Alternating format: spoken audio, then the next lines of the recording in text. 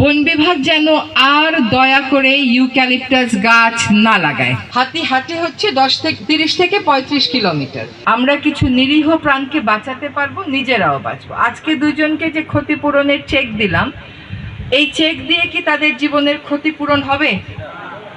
একইভাবে যে হাতিটাকে আমরা মেরে ফেলি, সেই হাতিটারও তো একটা পরিবার থাকে, কারণ আপনারা জানেন যে হাতি পরিবার নিয়ে ঘুরে।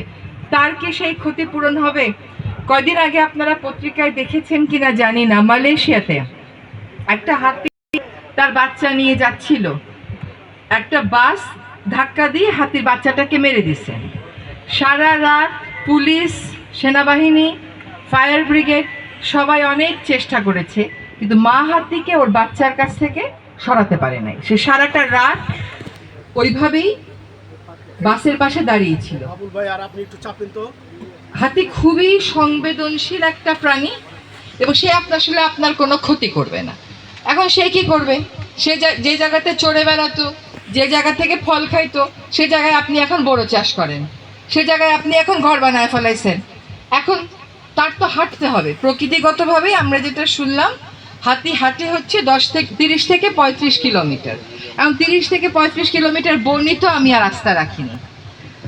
আমার প্রথম নির্দেশনা হবে বন বিভাগকে। এখানে বিজিবি আছে, আমি বিজিবিকেও একটু অনুরোধ করব, বন বিভাগ যেন আর দয়া করে ইউক্যালিপটাস গাছ না লাগায়।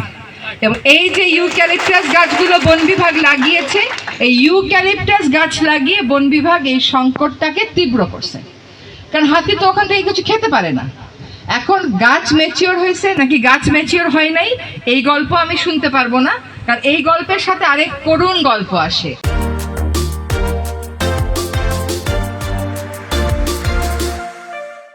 তা হচ্ছে আজকে যে দুজন চেক নিলেন, এরকম চেক দেওয়ার প্রয়োজনীয়তা বাড়ে, আর হাতি মরে যায়, আর মানুষ মরে যায়। কাজে আপনারা আমাকে, ডিসি সাহেব আমি আপনাকেও বলছি, বন বিভাগের সাথে আপনি বসবেন, আপনারা আমাকে কর্মপরিকল্পনা দেবেন যে আপনারা কবের মধ্যে এই আকাশমণি এবং ইউক্যালিপটাস গাছ সরাবেন। আপনারা যখন জানেনই প্রতি বছর দ্বন্দ্ব হয়, তো প্রতি বছর মানুষকে ক্ষতিপূরণ না দিয়ে ক্ষতির কারণটা আপনারা রিমুভ করেন নাই কেন? সেটা কেন করেন নাই? সেটা তো আবার আগে করতে হইতো, তাই না?